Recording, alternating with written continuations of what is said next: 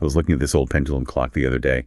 That constant, steady, rhythmic sound. Thunk, thunk, thunk. It's a perfect loop. The hands sweep, they return to the top, and they do it all over again. The clock itself doesn't wear out from this process. It just performs its rhythm. Then I looked at my phone. I saw the calendar. Tuesday, Wednesday, Thursday, a straight line. Pages you tear off and throw away. A stack of pasts that never, ever come back.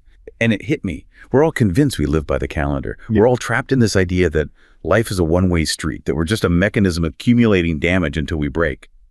We believe deep down that we must wear out. But what if we're wrong? What if we're not the calendar at all? What if biologically we were designed to be the clock? What if this entire devastating process of aging isn't a law of nature, but just a profound perceptual error we've all agreed to? A biological malfunction that starts not in our cells, but in our consciousness. Wow, yeah, that's a powerful way to frame it. The clock versus the calendar, it really cuts right to the heart of what we're digging into today. Right, it feels like it flips the whole script on aging. It absolutely does, because, the standard view is all about entropy, damage, just things breaking down over time, like the calendar pages being torn off. Exactly, irreversible. But this clock metaphor, it suggests something different, something about rhythm, about coherence. And that's precisely our mission for this deep dive. We're investigating this very idea. Could aging be fundamentally a failure of that rhythm, a loss of coherence, not just inevitable wear? Okay, so we're looking at what? The connection between how we think about time and what actually happens in our cells. Precisely. That link between your subjective perception of time, that linear calendar you talked about, and the nitty-gritty of physical cellular decay. Does living by that calendar actually make us wear out faster? And you mentioned something even more out there, nonlinear physics. Yeah, that's the really mind-bending part. We're going to explore some pretty radical models of time from physics, models that aren't just a straight line. Could our deep biology actually operate on a different kind of time altogether, challenging that whole arrow of time idea that seems to dictate decline? Okay, let's start with that first link then. The idea that just perceiving time linearly, worrying about the past, dreading the future, that this actually affects our physical bodies. I came across this story about a woman, Eleanor. Ah, yes. Tell me about Eleanor. Well, she was 78 and apparently just completely consumed by time. Not just chronologically older, but her mind was stuck, always dwelling on past regrets, anxieties about her health, future worries. Yeah. The type. Absolutely. Trapped in that linear track. And it wasn't just mental. Her body was physically reacting. Stiffness, chronic arthritis flare-ups. It was like her mental state was manifesting physically. So what changed for her? What was the shift? Her therapist suggested something kind of extreme, really intense, present moment awareness. Right. Like actively trying to dissolve the mental boundaries of past and future. How did she do that? The specific exercise was to focus with absolute intent on watching a single snowflake fall. Just its movement, its presence right now, nothing before, nothing after. And she described this immediate feeling, a temporary lightness. And the pain in her hands, the chronic arthritis pain, it just eased up for a moment. Wow. Just like that. Just like that. Yeah. Obviously temporary, but it suggests something profound, right? That her cognitive framing of time, her awareness, was somehow directly influencing her biological state.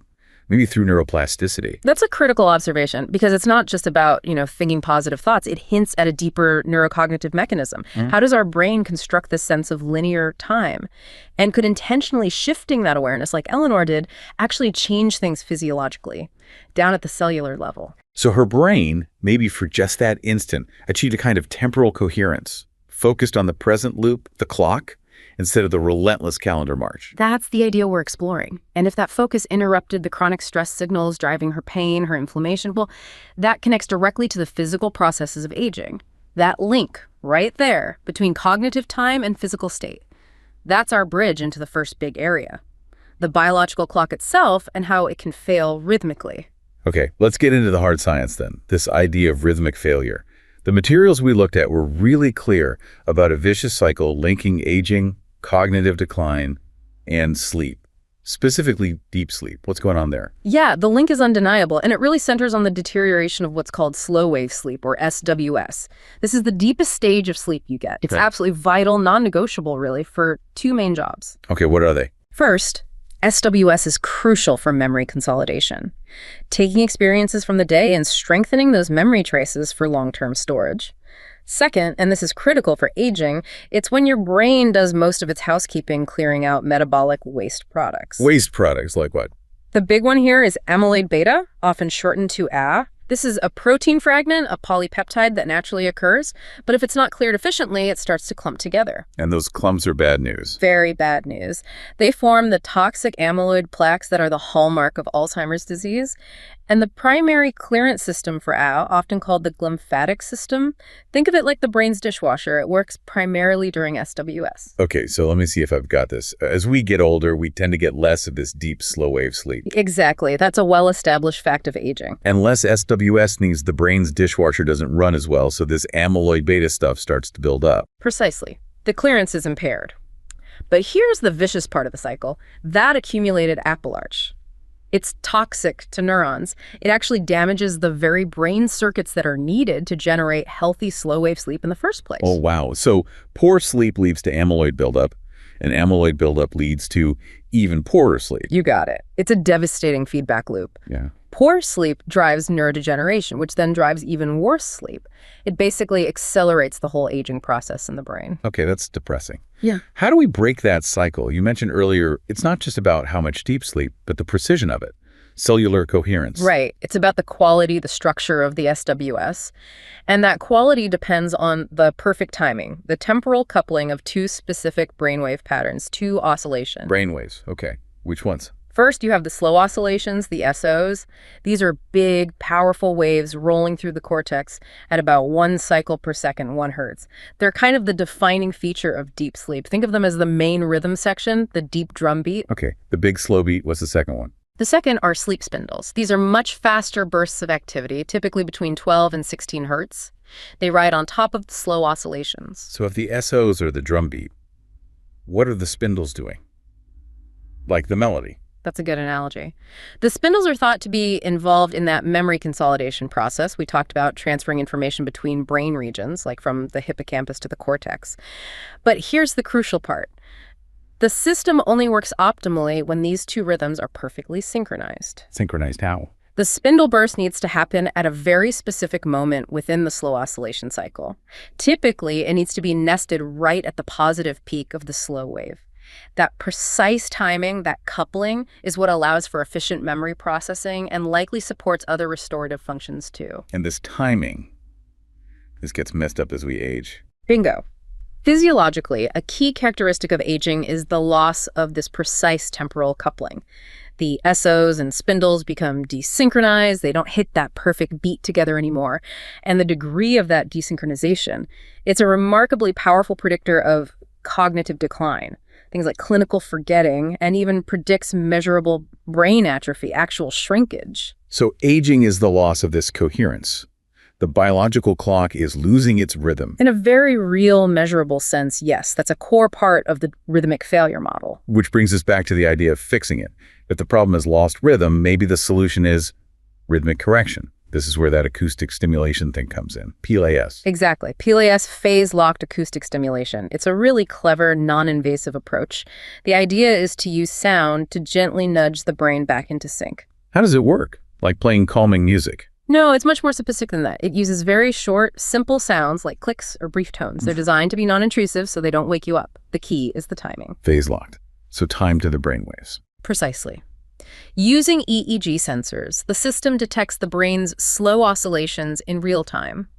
And then it delivers one of those little acoustic clicks exactly when the positive peak of the SO is detected. Ah, so it's like an external metronome, clicking right on the beat the brain should be emphasizing for the spindles. That's a perfect way to put it. It's providing an auditory cue, trying to reinforce that natural peak and encourage the spindles to fire at the right time, essentially trying to retune the brain's internal orchestra. This sounds remarkably like what that sound engineer, Stefan, was looking for. He felt his body was an out-of-tune orchestra. It really does resonate with his description, doesn't it? He was looking for some kind of photonic acoustic therapy to restore organismic coherence. While his language is more metaphorical, the scientific goal of PLAS is functionally the same. Use precisely timed sound acoustic input to try and restore coherence in the brain's rhythms. Okay, so theory's great. Did it actually work when they tested it on older adults in that multi-night study? Could they actually tune the orchestra? The physiological results were actually quite compelling. When they looked at the brainwave data, the group that got the real PLAS showed a significant increase in those crucial SO-coupled spindles. How significant? About a 24% increase compared to the placebo group, which is pretty robust. It clearly showed that, yes, you can use this external auditory cueing to enhance that specific brain activity pattern, the one linked to better memory and potentially better clearance. The system is tunable. Okay, 24% increase in the brainwaves. Yeah. But I remember reading something that gave me pause. Didn't the study find, no major overall difference in memory scores between the PLAS group and the placebo group? Mm-hmm. If the brainwaves improved but memory didn't overall, what does that mean? That's a really sharp observation, and it points to something super important in biological research these days. Yeah. The limitation of looking only at group averages. How so? Because while the average memory improvement across the entire PLAS group wasn't significantly different from placebo, that average hid some really important individual variation. When they dug deeper, they found something crucial. What was it? It wasn't just about getting the PLAS treatment. What really mattered was how strongly an individual's brain responded physiologically on any given night. Some people's brains showed a big boost in SOs and spindles and coupling strength with the sounds.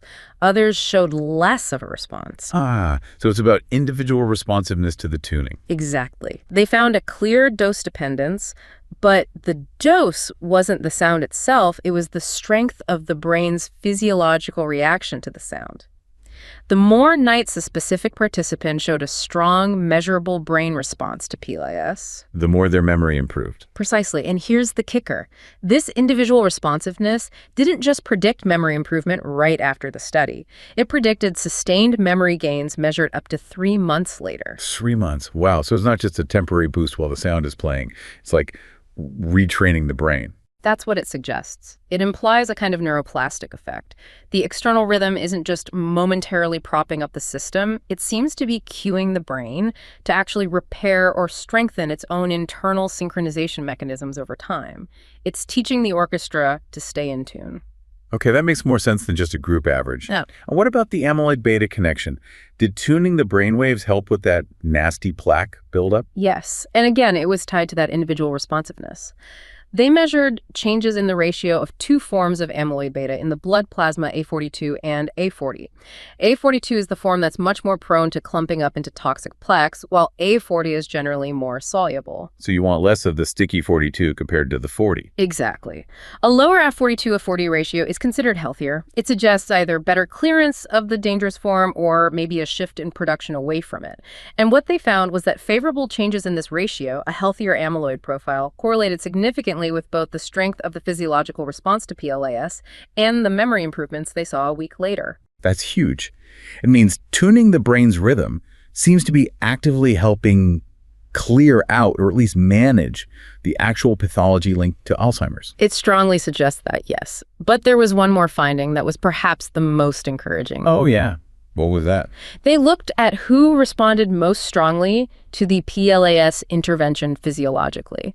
And it turned out to be the individuals who had the worst baseline synchronization to begin with, the weakest sound-spindle coupling before the study started. Those are the people whose orchestras were most out of tune. Exactly. And also, those who had a higher baseline amyloid burden, suggesting they were already further down that path of pathology.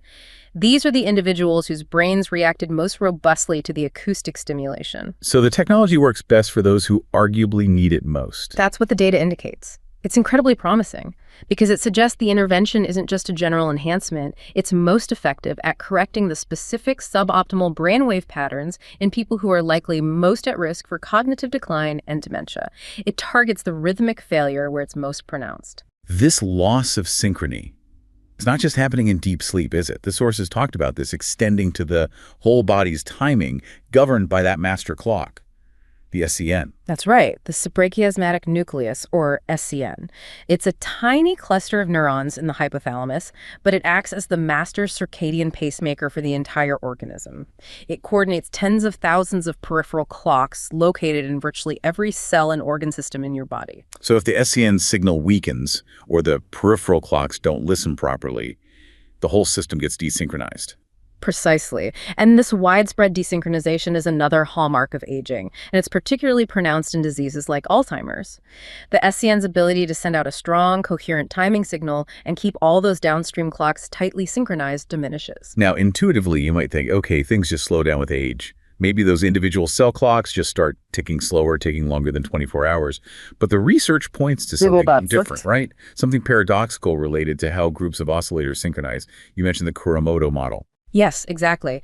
The Kuramoto model is a mathematical framework that helps us understand how lots of individual oscillators, whether they're neurons, fireflies, or pendulum clocks, can spontaneously lock into a synchronized rhythm if the coupling strength between them is strong enough. Coupling strength meaning how well they communicate or influence each other. Right.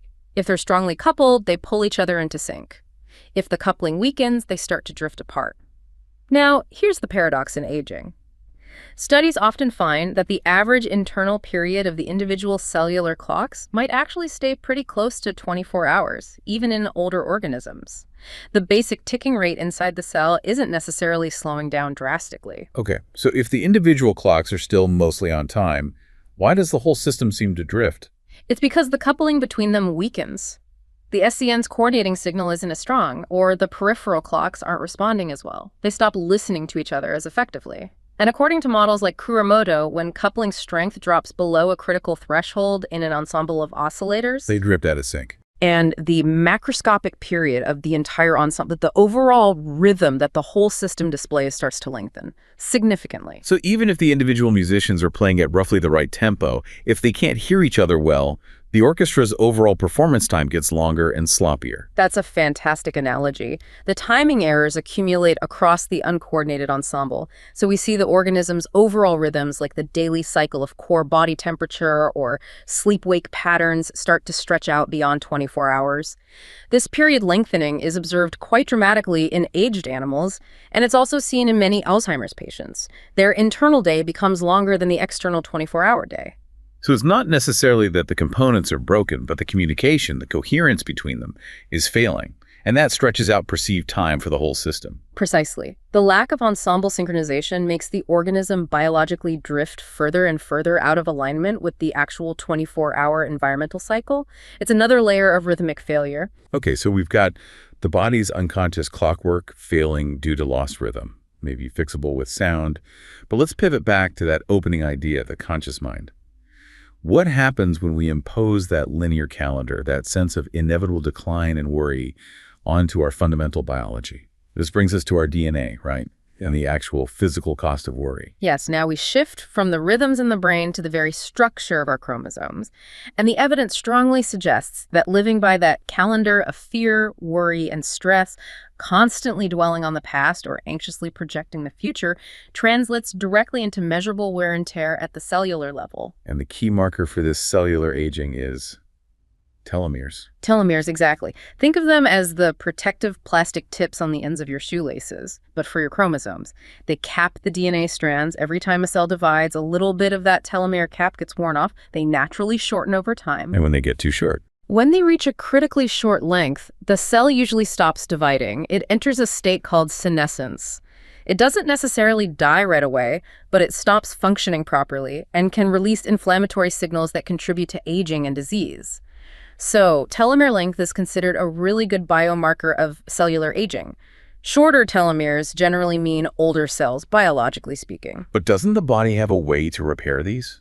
Like putting new tips on the shoelaces? It does, thankfully. There's an enzyme called telomerase.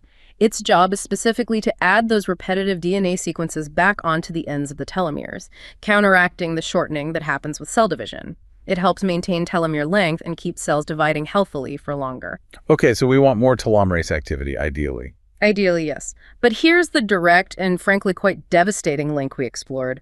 Chronic psychological stress, that state of persistent mental tension, worry, distress, is robustly linked in numerous studies to shorter telomere length and lower telomerase activity. Wow, so stressing out literally makes our cells age faster at the DNA level. The evidence strongly points that way. It's as if the cognitive calendar of fear is etching its story directly onto your chromosomes, influencing how quickly your cellular fuses burn down. How does that work? I mean, how can a thought or a feeling reach down and affect an enzyme working on DNA. What's the mechanism? It seems to boil down largely to how we mentally appraise or interpret a stressful situation. The research highlights two key psychological pathways that lead to very different physiological and cellular outcomes. It's about threat versus challenge appraisals. Okay, let's break those down. What happens with a threat appraisal? Threat cognition is when you perceive a stressor, and this could be anything from a genuine physical danger to, a looming deadline or a difficult conversation as fundamentally harmful or overwhelming. Your internal narrative is, I can't handle this is dangerous, this is going to end badly. This triggers feelings of fear, anxiety, helplessness. And physiologically, what does that do? Physiologically, that threat appraisal kicks the stress response system, specifically the hypothalamic pituitary adrenal HPA axis, into prolonged overdrive. The result is what's called a high catabolic profile. Catabolic, meaning breaking down. Exactly. You get chronically elevated levels of the stress hormone cortisol, sustained high insulin levels, which can lead to insulin resistance, and significantly increased oxidative stress that's damage from reactive oxygen species, like cellular rust. This whole internal environment, highly inflammatory, geared towards breakdown, actively suppresses telomerase activity and prevents telomere maintenance. It's like your body is saying, emergency, no time for repairs, just survive, even if the emergency is just worry. Okay, so threat perception's breakdown mode, accelerated cell aging. What's the alternative? The challenge cognition. A challenge appraisal is when you face the same stressor, but perceive it differently. You see it as a manageable test, maybe difficult, but something you have the resources or can develop the resources to cope with. It's an opportunity for growth or mastery. The internal narrative is more like, okay, this is tough, but I can figure it out. Or this is a chance to prove myself. And the body reacts differently. Dramatically differently. A challenge appraisal promotes a more anabolic or building up protective state. Instead of just cortisol flooding the system, you see a better balance. There's often an increase in hormones like DHEAS, dehydroepiandrosterone sulfate, which is known to counteract some of cortisol's negative effects. You might also see increases in androgens and, crucially, greater activity of the parasympathetic nervous system, the rest and digest system, indicated by higher vagal tone. So the same external event can trigger either a cell-damaging threat response or a cell-protecting challenge response, just based on our interpretation. That seems to be the crux of it. The challenge response, with its anabolic profile, more DHEAS, better vagal tone, is thought to buffer the stress system and actively promote the conditions needed for telomere maintenance and repair.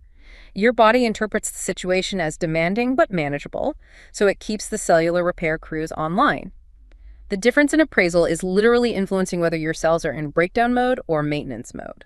And this ties into that calendar mindset, because things like rumination seem purpose-built to keep us stuck in threat mode, right? Mm-hmm. The sources mention rumination, that repetitive, going nowhere, negative thinking.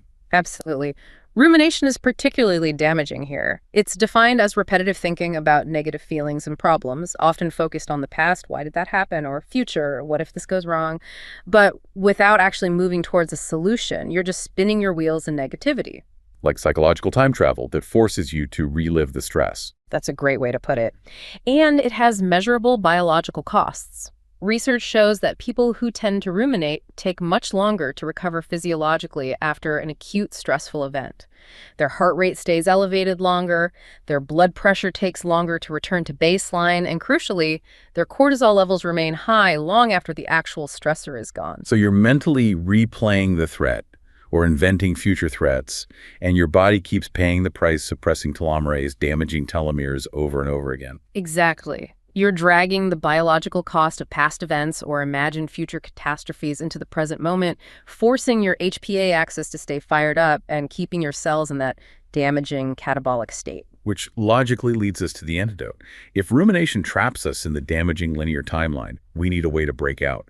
This is where mindfulness comes in as a potential disruptor. Precisely. Mindfulness meditation practices are, in essence, training techniques for disrupting that automatic ruminative pathway that keeps the stress response going and harms our cells. How does it work? Is it just about relaxation? Relaxation can be a byproduct, but the core mechanism is more specific. It's about cultivating metacognitive awareness. That's a bit of jargon, but it essentially means becoming aware of your own thoughts as thoughts. Okay, what does that mean in practice? It's also called reperceiving or decentering. It's the ability to step back and observe your thoughts, emotions, and sensations as transient mental events passing through your awareness, rather than identifying with them or seeing them as defining reality. So instead of getting caught up in, I am so anxious about next week's presentation, you learn to observe, there's the thought of anxiety arising about the presentation. Interesting. Exactly. That subtle shift makes a world of difference. You see the thought or feeling as an object of observation rather than being fused with it as the subject. This decentering creates psychological distance. It breaks the chain of automatic, repetitive rumination. You stop feeding the negative thought loop. And by stopping the loop, you reduce the emotional reactivity. Yes. You're less likely to get swept away by the emotion, which means the downstream physiological stress response, the cortisol surge, the oxidative stress is dampened or doesn't get triggered as strongly or for as long. By anchoring your awareness in the present moment, observing thoughts without judgment, you effectively stop dragging the past and future into the now where they cause biological harm. And does this actually show up in biomarkers related to aging? Does meditating change things linked to telomeres? The evidence is increasingly pointing that way. Studies on regular meditation practitioners, especially those involving focused attention and this kind of decentering, have found correlations with positive physiological changes. Things like lower baseline cortisol levels, which we know is good. Lower stress hormone. Right. And significantly higher levels of DHEAS, that protective anabolic hormone we talked about that counters cortisol and seems to support telomere health. Higher protective hormone. And also reductions in markers of oxidative stress.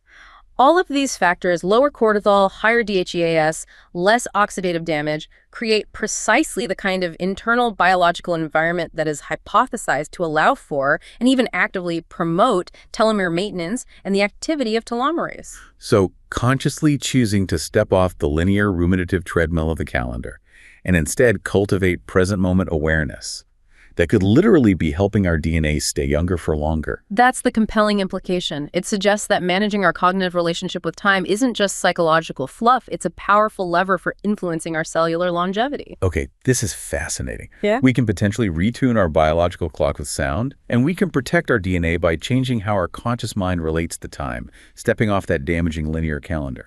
But now, let's take the really big leap. What if the problem isn't just our perception of linear time, but the very idea that time is linear? The sources floated this really radical philosophical concept. Maybe aging itself is an error of attachment to just one way of experiencing time. Yeah, this is where we move beyond neurobiology and psychology and start touching on philosophy, consciousness studies, and even theoretical physics. The core idea is to question the fundamental nature of time as we experience it. And the argument starts with our own subconscious. Right. Think about experiences like dreaming, especially lucid dreaming. People report living what feels like entire lifetimes, having incredibly complex experiences, exploring vast landscapes, all within maybe minutes or hours of objectively measured sleep time. Yeah, dream time feels totally different, elastic. Exactly. Or think about altered states of consciousness, or even intense moments of crisis or flow, where time seems to speed up or slow down dramatically. These subjective experiences suggest that our consciousness, at some level, already has the capacity to operate outside of a strict linear clock time framework. The potential for nonlinear temporal experience seems to be embedded within us. So if that potential exists, why are we generally stuck in this one-way, decaying timeline? Why the calendar? The hypothesis presented is that our everyday waking consciousness, perhaps by its very nature, tied to this physical organism, tends to lock onto and impose one specific temporal layer. We get attached to the organismic layer, the one that follows the perceived laws of cause and effect, entropy, and decay. So aging isn't inevitable decay, but a habit of staying locked into the layer where decay happens. That's the provocative reframing. Aging becomes an error of attachment, an unconscious agreement to follow a specific predetermined sequence of decline that plays out on this one perceived temporal layer, rather than accessing or synchronizing with other potential temporal realities or modes of being where decay isn't the dominant program. Whoa. Okay, to even think about that, we need a different model of time, not the arrow. The sources talked about a multi-layered continuum model. Right. We have to ditch the image of time as a single line stretching from a fixed past to an undetermined future.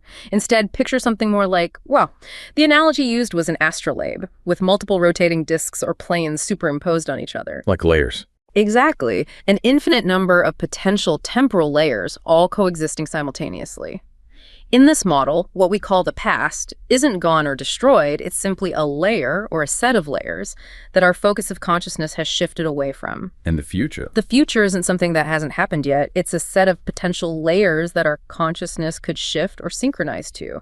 Time becomes less like a river flowing in one direction and more like navigating or tuning into different frequencies or layers within a vast simultaneous continuum. So aging, in this model, is just habitually tuning into the decaying organism frequency, following that sequence of layers. That's the radical suggestion. It reframes aging entirely not as damage accumulation, but as a kind of programmed trajectory through specific temporal layers, a trajectory we might theoretically be able to alter if we could change our conscious attachment or achieve coherence with different layers. Okay, my brain hurts a little. Does actual physics offer any support for this? Like, is there any mathematical possibility for more than the one-time dimension we experience in our standard 3 spatial plus 1 temporal, 3 plus 1 space-time? Well, mathematically, the possibility isn't completely ruled out. Our standard model of physics, general relativity, and quantum field theory works incredibly well within that 3 plus 1 framework. But when physicists explore more speculative, high-energy theories trying to unify gravity and quantum mechanics, things like string theory or M theory, they often work with higher dimensional spaces. More spatial dimensions, usually, right? Often, yes. But some theoretical frameworks do entertain the possibility of more than one time dimension. For example, certain variations of F theory, which is related to string theory, can be formulated in a 12-dimensional spacetime that includes 2 dimensions of time. A 10 plus 2 metric. 2 time dimensions. What would that even mean? Why don't we experience that? That's the huge problem. Causality. As soon as you introduce a second independent time dimension into the mathematics, things tend to go haywire. The equations often allow for scenarios where you could, for instance, travel in a loop in space-time and end up back in your own past, but on the other time axis, you could essentially rotate the future into the past. Paradoxes galore. Exactly. Time travel paradoxes, violations of cause and effect. The very fabric of predictable reality seems to break down. If you could influence events along a second time dimension, the orderly progression we observe wouldn't hold. So physics kind of shuts the door on multiple usable time dimensions. Well, many theoretical physicists argue against it using something called the anthropic argument. Yep. They basically say that if the universe did have more than one time dimension, or if the extra ones weren't somehow compactified or hidden, the fundamental laws of physics would likely be completely different and much more chaotic. How so? Calculations suggest that in a universe with, say, 2 time dimensions, fundamental particles like protons and electrons might become unstable. Orbits wouldn't be stable. The predictability needed for complex structures, let alone intelligent life capable of observing the universe, just wouldn't exist. So the argument goes, we find ourselves in a 3 plus 1 dimensional universe because it's one of the only configurations stable enough to allow us to exist and ask the question in the first place. Okay, so maybe large-scale physics doesn't easily support multiple active timelines. But let's zoom back into the body again. Could there be something non-classical happening with time at the biological level? This brings us to quantum chronobiology. Yes, this is another fascinating and very frontier area. The core question here is, can classical biochemistry, just molecules bumping into each other according to standard reaction rates, fully explain how incredibly precise and stable our internal biological clocks, especially the circadian 24-hour clock, actually are? And the suggestion is, maybe not. There are several phenomena that are hard to explain classically. One is temperature independence. Biological clocks maintain a remarkably stable period, close to 24 hours, across a range of physiological temperatures. But basic chemical reaction rates usually speed up significantly with increasing temperature. So how does the clock compensate so perfectly? Good question. What else? The speed of synchronization. When an organism needs to reset its clocks, say after jet lag, the synchronization across all the different tissues and organs often happens much faster than you'd expect if the signals were just slowly diffusing chemical messengers. How does the whole system get the memo so quickly? Right, like the liver clock and the kidney clock need to sync up fast. Exactly. And third, the precision despite noise. Biological systems are inherently noisy, with random fluctuations in molecule numbers and reaction timings. Yet the circadian clock maintains incredible precision over long periods. Classical feedback loops can be quite sensitive to noise. So if classical chemistry struggles, what's the alternative proposal? The quantum chronobiology hypothesis suggests that non-classical quantum mechanical effects might be playing a crucial role. Specifically, the idea has been floated that the SCN, that master clock in the brain, Might be more than just a bunch of neurons firing. it might function as a central quantum hub. The theory proposes that the SCN could establish and maintain a state of quantum coherence, possibly even entanglement with the peripheral clocks throughout the body. Whoa. Quantum entanglement between organs. It's highly speculative, but it's being seriously considered as a way to explain the observed phenomena. If the clocks were quantumly linked, information could potentially be transferred instantaneously, non-locally, across the entire system. That could explain the rapid synchronization speed. How would that even work? One proposed mechanism involves biophotons. These are ultra-weak emissions of light that cells naturally produce. The idea is that these biophotons might act as carriers of quantum information, creating a coherent light field throughout the organism that mediates this long-range synchronization much faster than chemicals could diffuse. So the body's clocks are communicating via light signals, essentially. Quantum light signals. Potentially, yes. Another piece of evidence comes from enucleate rhythms.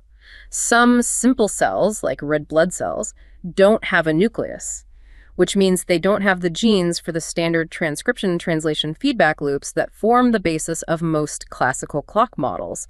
Yet these cells still exhibit robust circadian rhythms in metabolic processes. So something else must be keeping time. Right.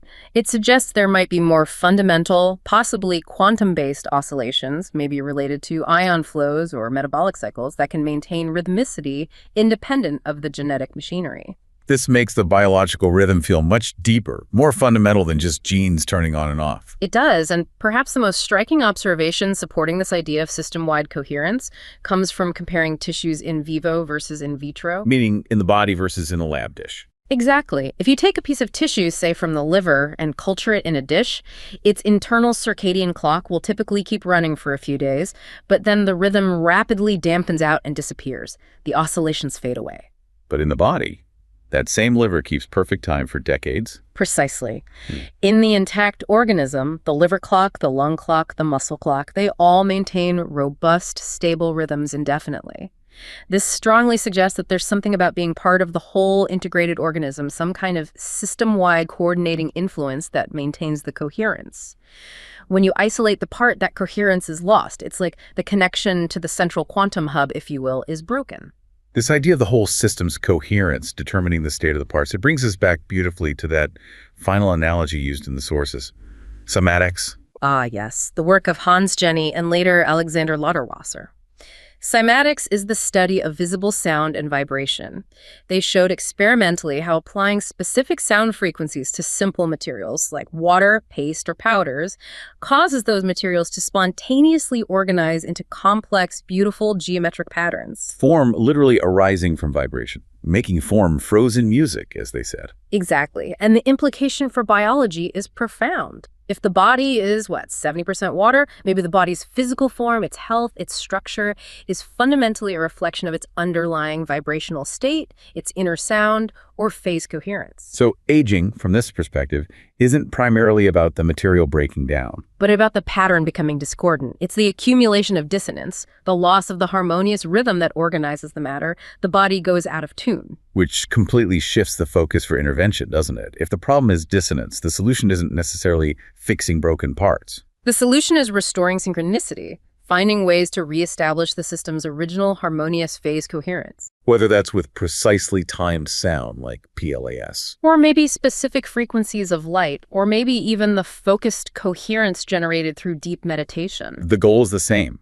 to retune the instrument, to provide a coherent signal that reminds the disordered cells, the desynchronized clocks, of their original healthy pattern. That's the ultimate synthesis.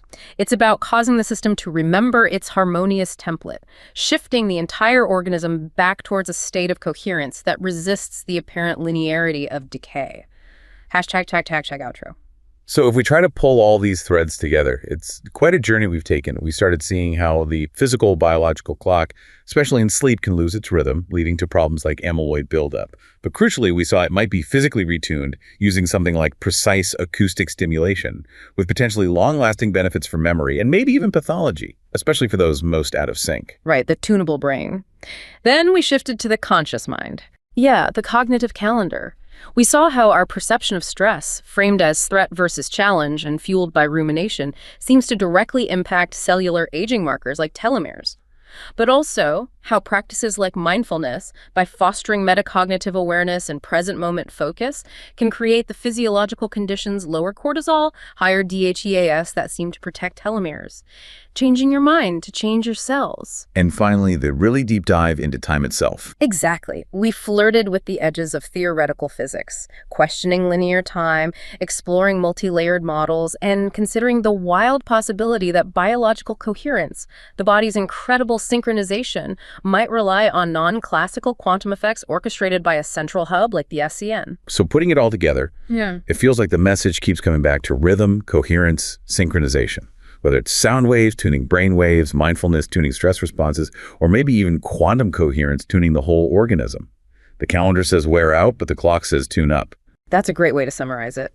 The linear calendar view implies damage is inevitable and repair is the only option. But the rhythmic clock view suggests maybe the fundamental issue is dissonance and the solution is resonance, coherence. So the ultimate challenge then isn't just finding the right supplement or therapy. It's maybe deeper. It's about fundamentally challenging and maybe letting go of that deeply ingrained cultural cognitive belief that we are the calendar, that we must follow that straight line into decay. Perhaps. The realization that our bodies might not wear out quite like a car, but rather go out of tune like a musical instrument, well, that completely shifts the focus for longevity. It moves it away from just damage control and towards something more like resonant rebirth, the ongoing process of restoring perfect coherence with a present moment that, in some sense, might have always been eternal.